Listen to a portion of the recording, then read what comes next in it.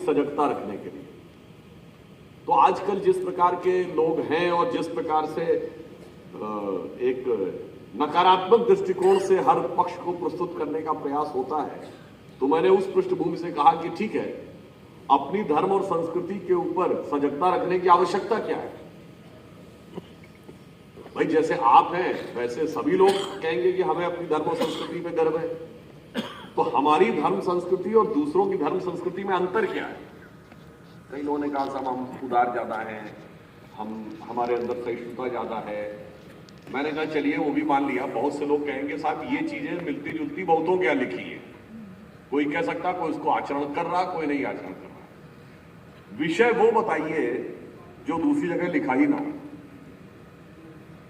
तो कुछ बच्चों ने कहा कि उतना ध्यान नहीं आ रहा, तो मैंने उनसे एक बात कही। मैंने कहा आपको बताता हूं, आप सब ने वैदिक गणित शब्द सुना होगा। Mathematics as a part of religious text दुनिया में कहीं सुना है क्या? ये वो चीज है जो किसी दूसरी धर्म संस्कृति में लिखी नहीं है।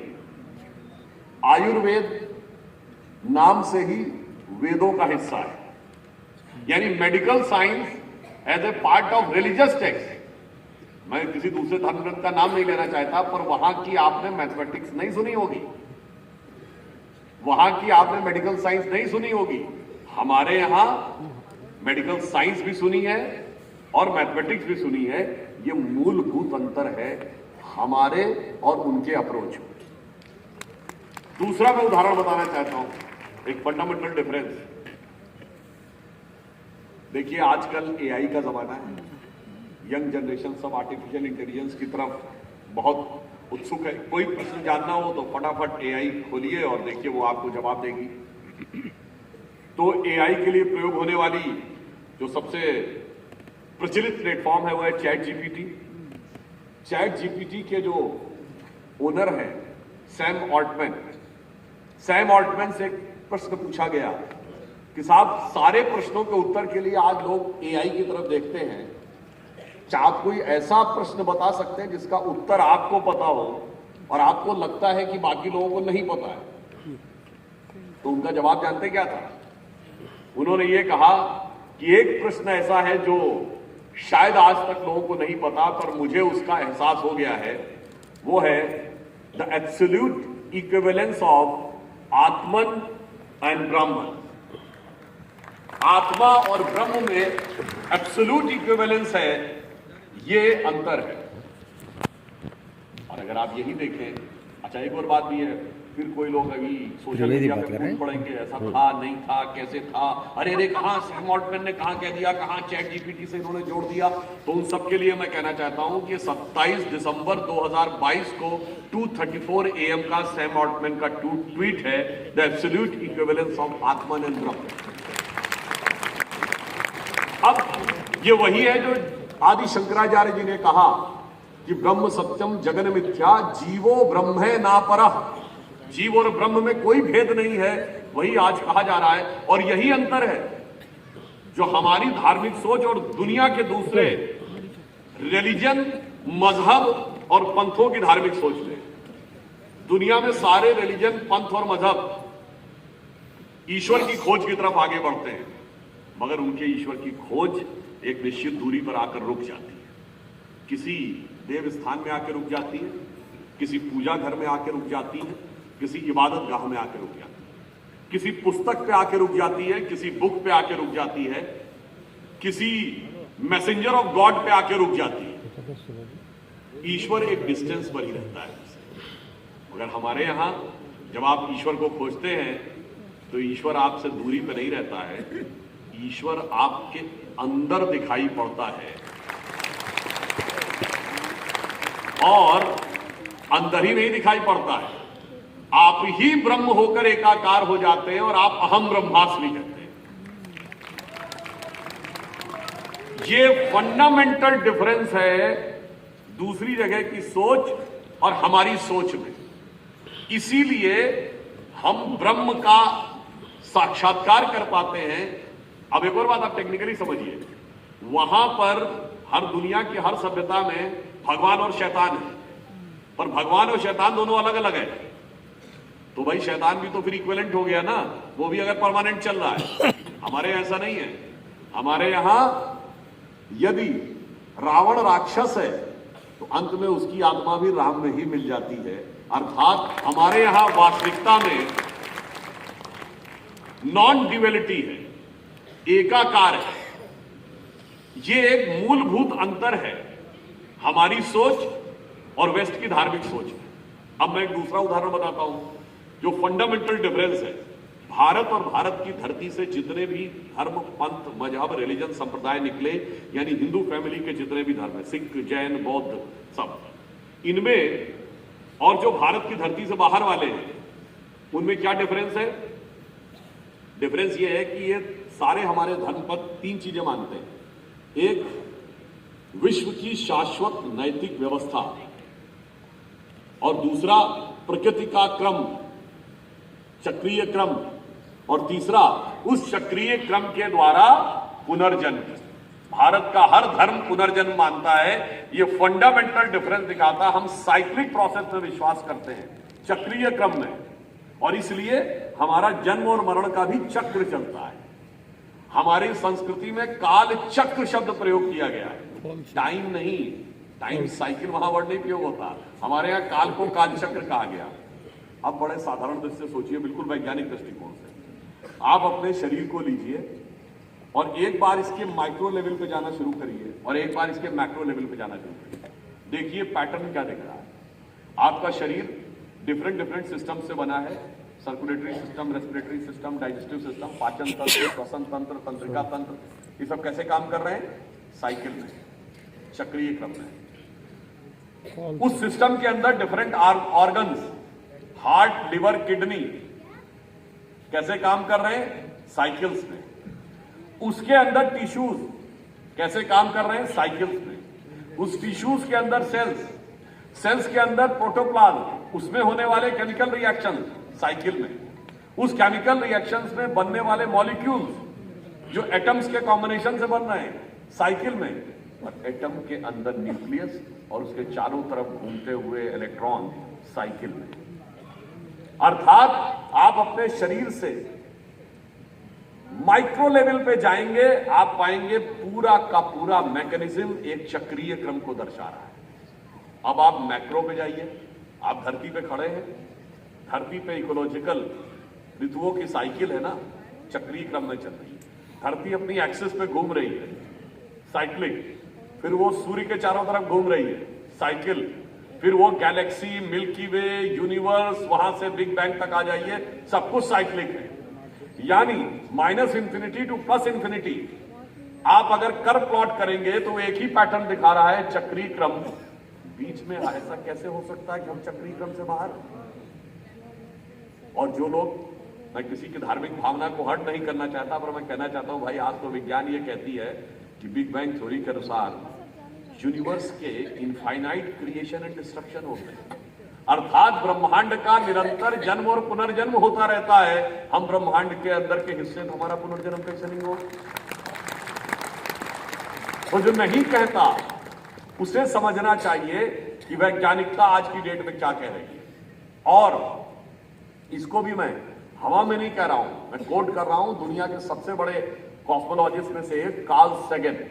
और ये कार्ल सैगन कौन है, ये भी आप में से कुछ लोगों को पता हो या ना पता हो तो मैं बताना चाहता हूं। मनुष्य निर्मित एकमात्र ऑब्जेक्ट जो हमारे सोलर सिस्टम के बाहर गया है वो है वॉयेजर 1 और 2, जो 1978-79 में छोड़ा गया था। वो हमारे सौर मंडल के बाहर जा चुका है। एकमात्र मानव निर्मित कोई चीज जो सोलर सिस्टम के बाहर गई है। उस पर परग्रही सभ्यताओं के लिए एक संदेश अंकित है। उसमें कुछ चित्र बने, कुछ संकेत बने, कुछ ध्वनियां हैं, और सोलर सिस्टम में हमारी धरती की स्थिति क्या है वो बनी है। कुछ प्रजातीय जंतुओं के चित्र बने हैं, मनुष्य के चित्र बने हैं। इसलिए कि अगर कोई परग्रही सभ्यता कभी बाई चांस उस उपग्रह को प्राप्त कर ले तो वो समझ सके कि ये किस ग्रह से आए हैं और उसमें किस प्रकार का जीवन है।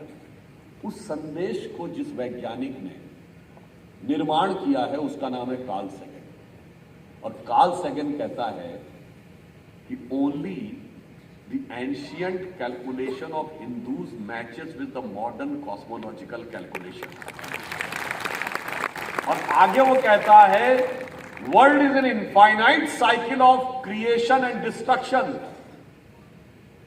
आगे कहता like the cosmic dance of Shiva, यानी विश्व का सतत सृजन और विध्वंस होता रहता है भगवान शंकर के नृत्य की तरह.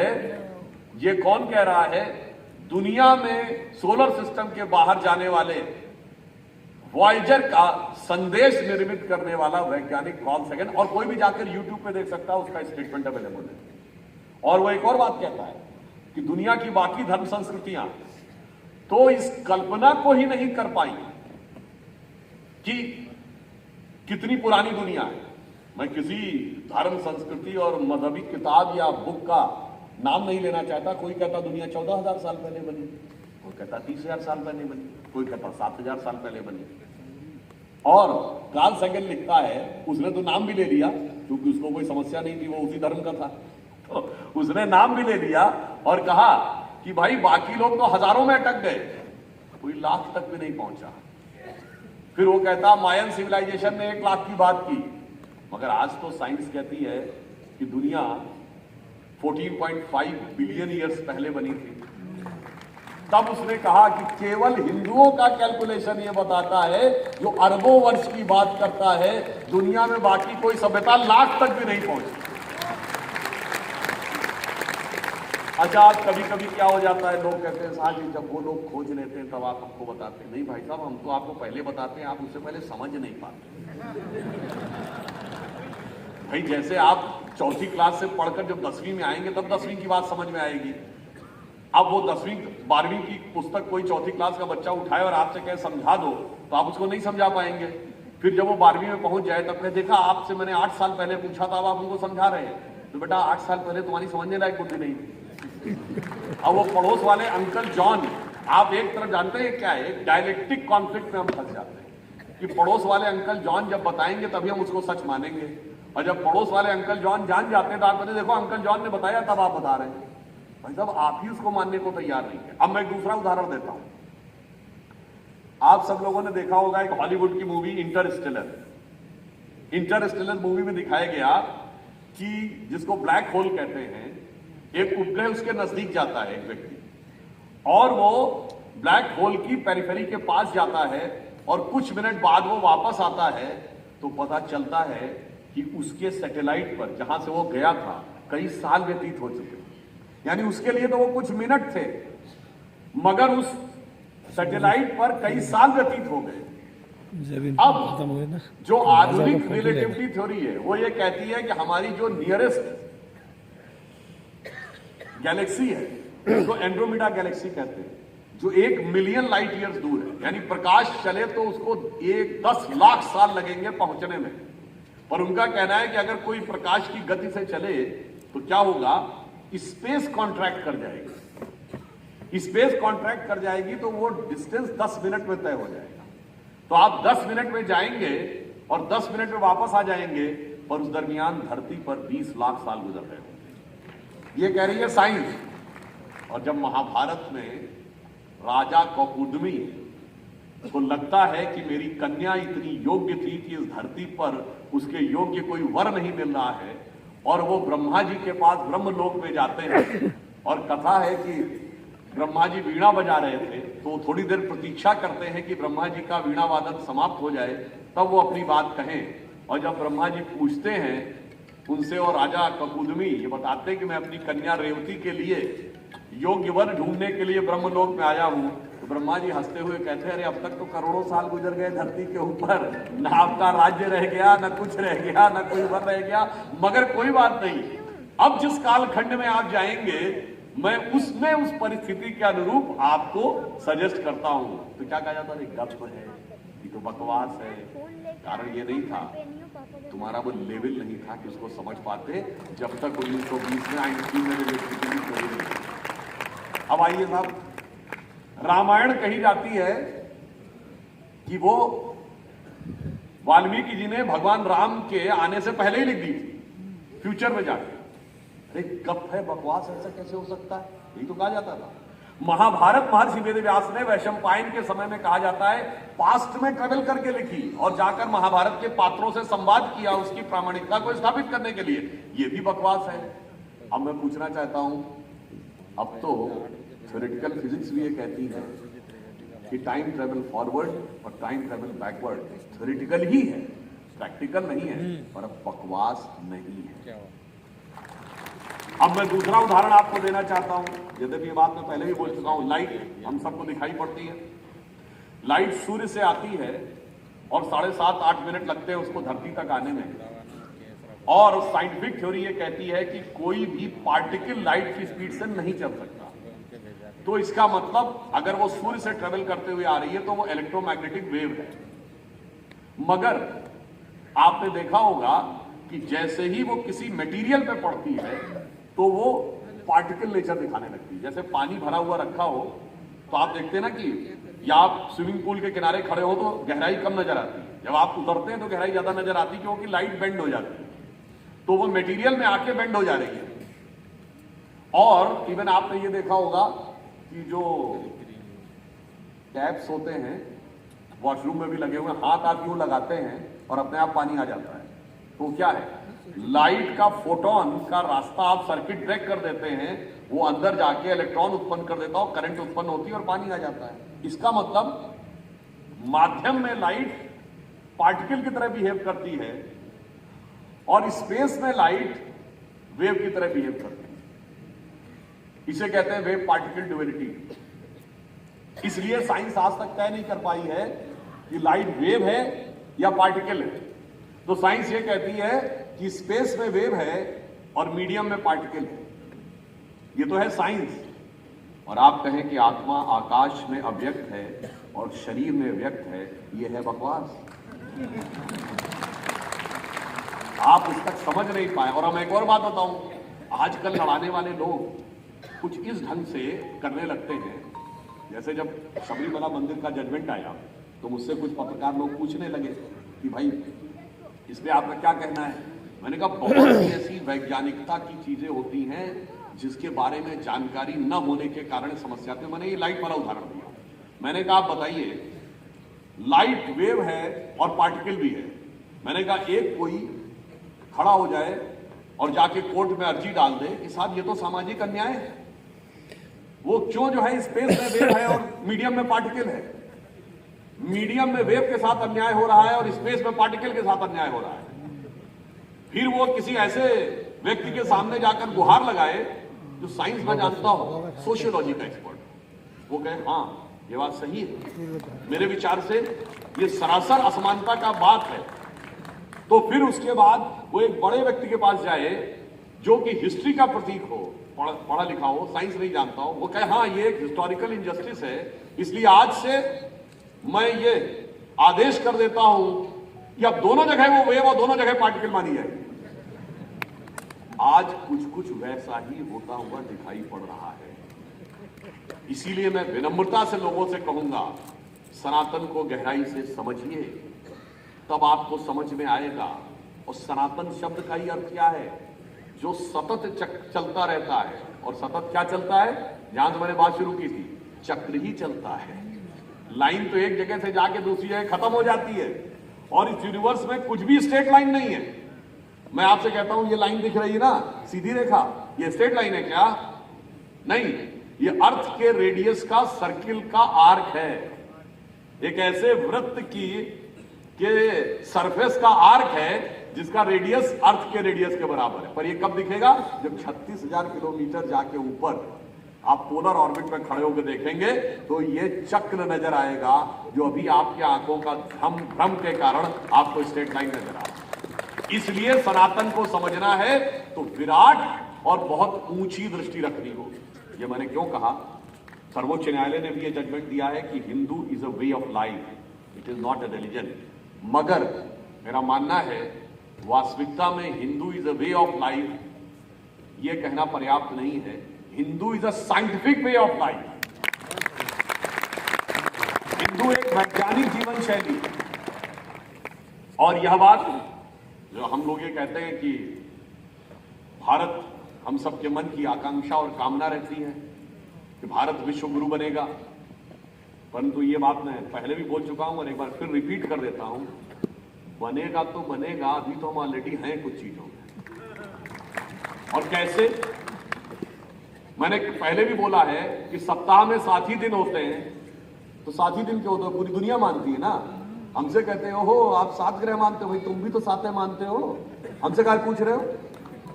अब आप आइए, ग्रहों जो हमारे 7 डेज इन अ वीक है उनका क्रम क्या है? संडे के बाद मंडे, मंडे के बाद ट्यूसडे, ट्यूसडे के बाद वेडनेसडे क्यों आता है? वैदिक ज्योतिष में आप दिन को 2 पार्ट में डिवाइड करते हैं, जिसको कहते हैं अहोरात्रि। अहोरात्रि डे एंड नाइट, इसी में से आओ तरा हटा दे तो होरा वर्ड आता है। तो क्या कहा जाता है? दिन की होरा और रात की होरा। दिन की होरा को 12 पार्ट में डिवाइड किया गया, रात की होरा को भी 12 पार्ट में डिवाइड किया गया। तो एक दिन में कुल कितनी होरा हो गई? 24। ये अंग्रेजी का आवर शब्द होरा से ही आया है, वरना बड़े बड़े अंग्रेज से पूछे 24 घंटे क्यों होते भाई दिन में? 10 होते, 20 होते, 30 होते, समझ में आता।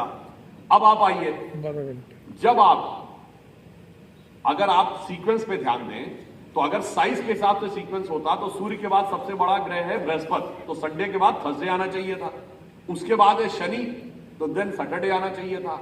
अगर सूर्य से डिस्टेंस के आधार पे देखें तो सूर्य के सबसे नजदीक है बुध, तो संडे के बाद वेडनेसडे आना चाहिए था, फिर ट्यूसडे आना चाहिए था, सॉरी फिर ये वीनस आता है तो फ्राइडे आना चाहिए था, फिर ट्यूसडे आना चाहिए था। इस संडे के बाद मंडे, मंडे के बाद ट्यूसडे क्यों आता है?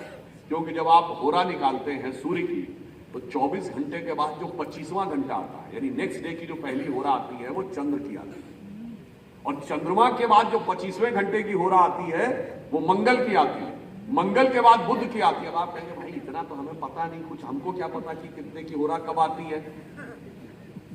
मगर आपने सुना है, जब जब आपने पूजा की है और पंडित जी ने 9 ग्रह का मंत्र बोला है, जरा उसका सीक्वेंस याद करिए। ब्रह्मा मुरारी त्रिपुरांतकारी भानु शशि, यानी पहले सूर्य, फिर चंद्रमा, भूमि सुतो, मंगल, बुधस, गुरुश, शुक्र, शनि, राहु, केतु, सर्वे ग्रह शांति करो भवन।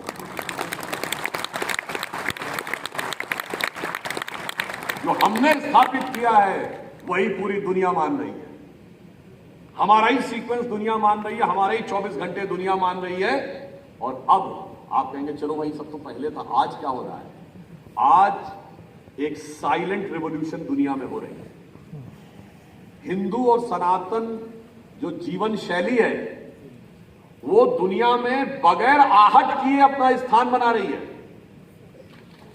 मैं 25 साल पहले अमेरिका गया था, वेज बर्गर जैसी कोई चीज ही नहीं होती थी। वो वेज के नाम पे कभी चिकन दे देते थे, कभी मछली दे देते थे। उनसे कहो no meat, no chicken, no fish, no egg, तो जानते क्या करते थे? वो चिकन बर्गर में से चिकन निकाल के आपको दे देते थे, ये खा लीजिए। मगर उसी अमेरिका में अब वेजिटेरियन नहीं, वेगन फूड भी मिलता है। ये पता नहीं लग रहा है, ये धीरे धीरे अपना स्थान बना रहा है। अब आप आइए साहब, 50 साल पहले कहते थे घास फूस फूल पत्ती खाने से इलाज नहीं होता है, मॉडर्न बनो, साइंटिफिक बनो, टेरामाइसिन, मेडिसिन, क्रोसिन सब खाइए। सुरेश चौहान के जी देखिए बिल्कुल वो लेते हैं। अब क्या कहते हैं? नहीं नहीं नहीं, हर्बल मेडिसिन की तरफ जाओ, तो आ गए ना आयुर्वेद की तरफ। बताइए 25 साल पहले कितनी नेचुरोपैथी की क्लिनिक्स थी, आज आ गए ना। 50 साल पहले क्या कहते थे? दुनिया चांद पे पहुंच गई, तुम गाय के गोबर पे पड़े हो, ऐसे कहीं खेती होती है, ऐसे देश का डेवलपमेंट हो पाएगा। मैकेनाइज फार्मिंग, केमिकल फर्टिलाइजर, आज कहते नहीं ऑर्गेनिक फार्मिंग करो, आ गए गाय के गोबर पे। 50 साल पहले कहते थे मेरे पास खूब अधिक से अधिक पैसा, अधिक से अधिक मेरे पास सुख वैभव, सुख भोग, डूब जाओ आकंठ में, बस यही जिंदगी है। आज 50 लाख लोग कुंभ में आते हैं, जिनके पास बेहिसाब पैसा है, सब कुछ है। अमेरिका में गोलियां क्यों चल रही हैं? कॉलेज यूनिवर्सिटीज में। भाई तुम्हारे पास सब कुछ तो है, जो पुरानी फिल्म का डायलॉग था, मेरे पास बैंक बैलेंस है, गाड़ी है, बंगला है, सब कुछ है। क्या नहीं है भाई जो तू गोली चला रहा है? मां नहीं है, क्योंकि मां अमेरिका माता नहीं होती, भारतीय माता होती है।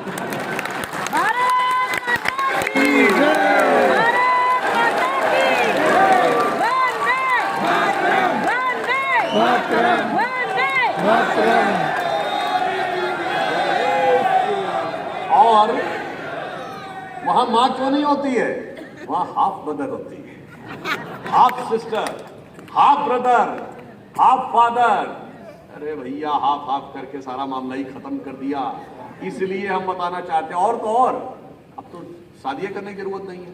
खाओ पियो मौज करो, खाओ पियो मौज करो, लिविंग रिलेशनशिप में रहो, बच्चे पैदा मत करो। और देखो यूरोप में क्या हो रहा है। आज 25 साल 20 साल से कम उम्र के 25% बच्चे बच्चियां मुसलमान हैं। मुसलमान होना वो आपत्तिजनक नहीं है, वो घुसपैठिए वाले हैं। जो लोग इन्फिल्ट्रेट करके आए हैं 25 साल के अंदर। यूरोप में 25% पॉपुलेशन होगी, 50 साल में 50% होगी, बिना लड़े हुए कब्जा हो जाएगा। करते रहो मौज, क्योंकि कुछ सिद्धांत होते हैं जो हमारे यहां माने गए धर्म सम्मत आचरण करने के लिए। इसलिए मैं आपसे कहना चाहता हूं, आज की इस दुनिया में जिस ढंग का बदलाव आ रहा है और जो हमारी संस्कृति। अब दूसरी बात आप देखिए, प्रधानमंत्री श्री नरेंद्र मोदी जी ने योग दिवस का प्रस्ताव रखा तो यूनाइटेड नेशंस में 177 देशों ने उसको सिर्फ एक्सेप्ट नहीं किया, सपोर्ट नहीं किया। They become the second proposal. संयुक्त राष्ट्र संघ के इतिहास में कोई प्रस्ताव ऐसा नहीं हुआ जब 177 देश ज्वाइंट प्रपोजल बने हो किसी चीज के। और आज उन 177 देशों में लोग योग करते हैं ना, तो हिंदू संस्कृति का प्रभाव पहुंच रहा है। और अभी तो ये बहुत एलिमेंट्री लेवल पे है। ये जो केवल फिजिकल एक्सरसाइज और आसन जो है, ये तो ए फॉर एप्पल टाइप है, ये काका गागा है। ये तो ब्रह्म के साथ एकाकार करने की बात है। तो अभी वो कालिदास के शास्त्र तक पहुंचोगे तो समझ में आएगा। इसलिए हम आपसे कहना चाहते हैं कि पूरी दुनिया सनातन को सहजता से स्वीकार करती चली जा रही है।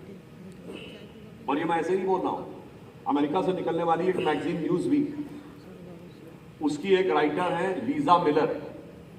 उन्होंने इस बात का उल्लेख करते हुए एक आर्टिकल लिखा, आप जाके चेक कर सकते हैं। जानते क्या लिखा अमेरिकन के लिए? We all are becoming Hindus. उन्होंने कहा कि हम सब हिंदू होते चले जा रहे हैं, हमें पता ही नहीं लग रहा है। इवन उन्होंने ये लिखा कि आज से 50 साल पहले वेस्टर्न सोसाइटी में पुनर्जन्म में 1 या 2% लोग विश्वास करते थे, अब 18-20% लोग विश्वास करते हैं। मल्टीपल गॉड्स हो सकते हैं, इस पे केवल 1-2% लोग विश्वास करते थे, अब 20-25% लोग विश्वास करते हैं। तो इसलिए ये चीज उस ढंग से हो रही, और फिर जब ये हो रही है सूक्ष्म जगत में, तो स्थूल जगत में भी होगी। ऐसे हवा में थोड़ी हो रहा है। आज भारत, एक दौर था जब हम लोगों को याद है, हमारे बचपन की बड़ी फेमस फिल्म थी जिसमें गाना था, जब जीरो दिया मेरे भारत ने दुनिया को तब गिनती आई। उस फिल्म में इस गाने से पहले जो डायलॉग होता है, प्राण मनोज कुमार से कहते हैं, क्या देता है तुम्हारा मुल्क? ये 1970 की बात है। 2 रोटी खाता है तो 1 रोटी कर्जे की खाता है। What is the contribution of India? India's contribution to the world is 0, 0 and 0। तब वो गाना शुरू होता है, जब जीरो दिया मेरे भारत ने। मगर आज प्रधानमंत्री मोदी जी के नेतृत्व में इंटरनेशनल मॉनेटरी फंड की चीफ क्रिस्टेलिना जॉर्जिवा कहती है, India's contribution to the global GDP is 15%। India is going to be contributing 15% in global growth, and India is going to be the global growth engine for the entire world. और आज हम, कुछ चीजें ऐसी होती जो संकेत होती है। आज हम चौथी बड़ी अर्थव्यवस्था बने, चौथे बड़े स्टॉक एक्सचेंज बने, तीसरे बड़े ऑटोमोबाइल के मैन्युफैक्चरर बने, मोबाइल हैंडसेट के दूसरे बड़े मैन्युफैक्चरर हैं, और डिजिटल ट्रांजैक्शंस में दुनिया के नंबर 1 देश बने। चांद के अछूते कोने दक्षिणी ध्रुव को छूने वाले दुनिया के पहले देश बने हैं। और 4 करोड़ गरीबों को प्रधानमंत्री आवास मिला है, 10 करोड़ लोगों को, महिलाओं को उज्ज्वला योजना में गैस मिली है, 16 करोड़ घरों में शौचालय मिला है, 12 करोड़ घरों में नल से जल मिला है, 100% इलेक्ट्रिफिकेशन हो गया है, 74 नए एयरपोर्ट बने हैं, नया संसद भवन बना है। उसके बाद रामलला विराजमान पूरी वैभव के साथ आकर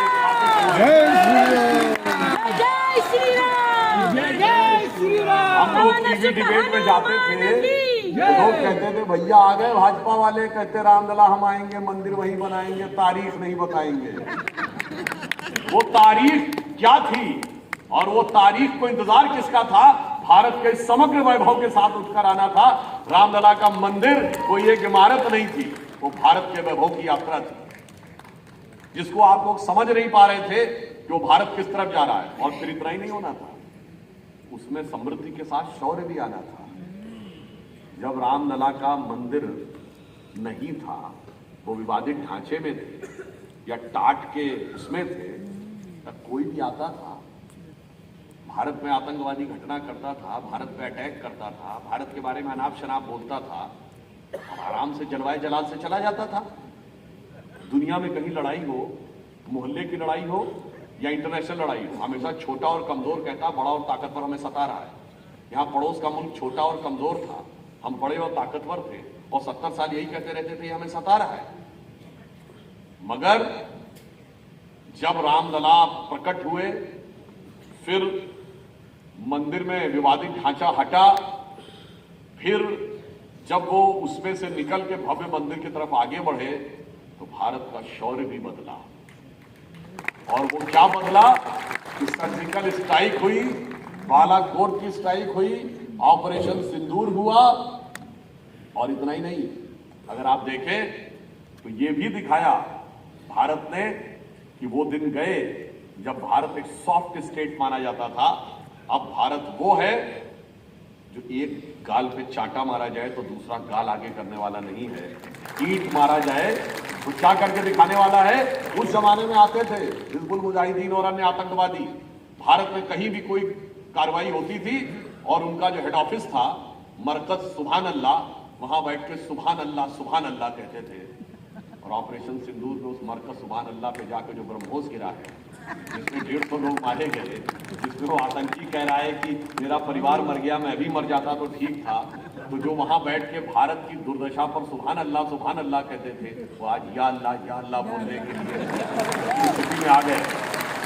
मुझे लगता है कि ये बदलाव का ये दौर भी आ रहा है, इसे समझना चाहिए।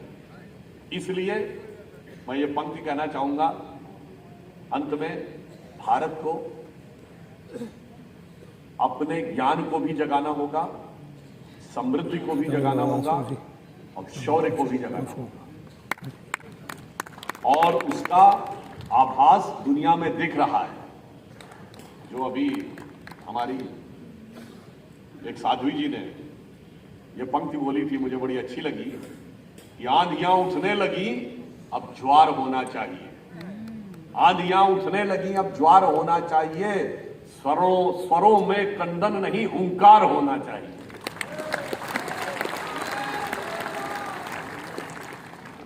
तो इसलिए कई लोग हमसे कहते हैं साहब हिंदू धर्म तो बड़ा शांत है।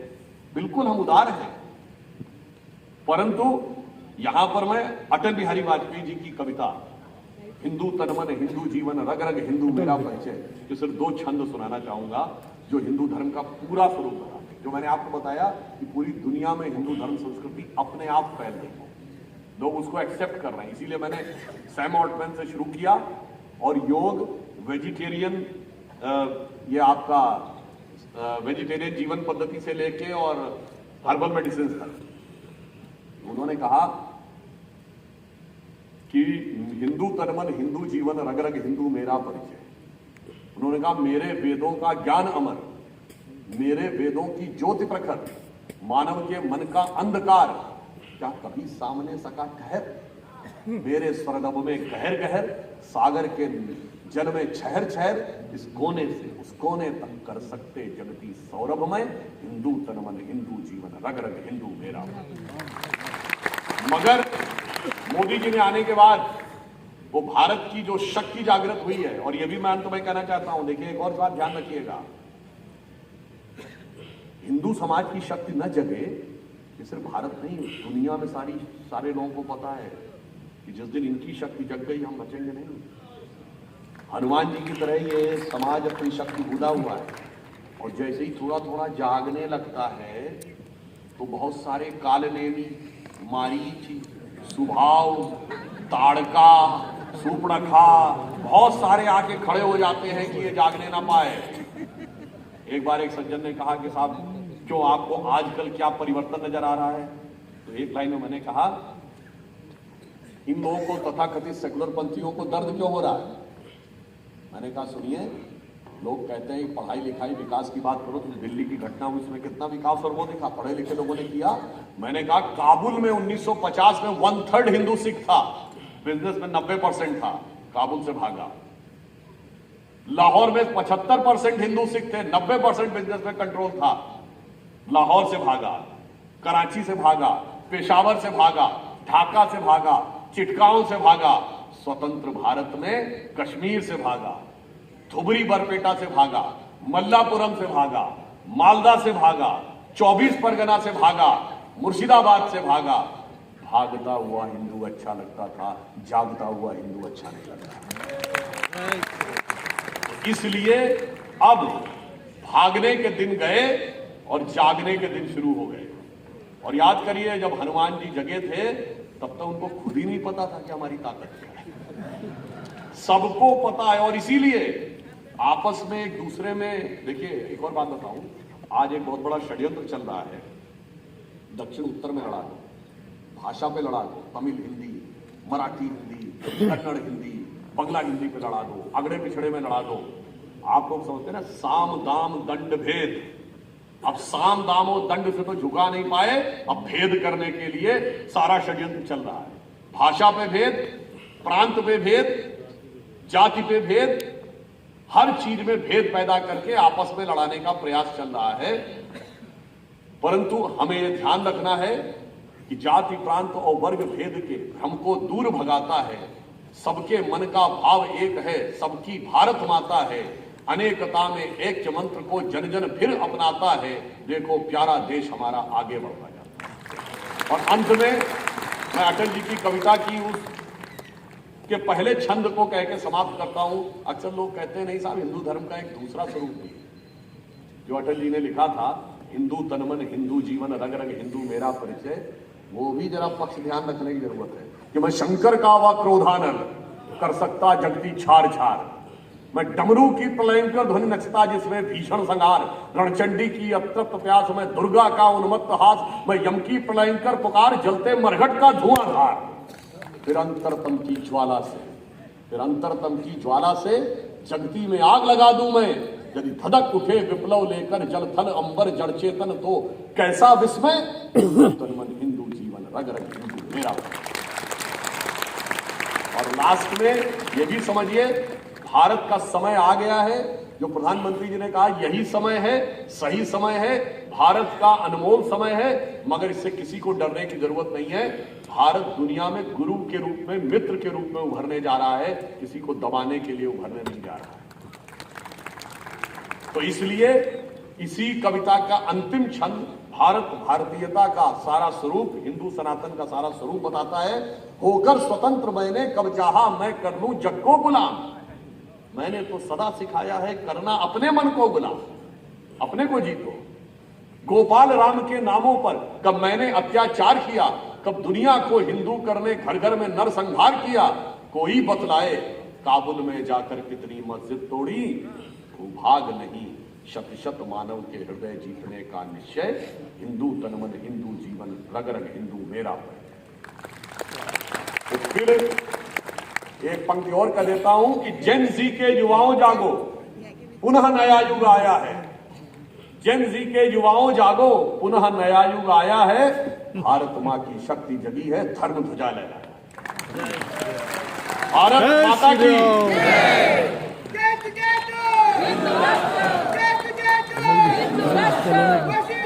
Are you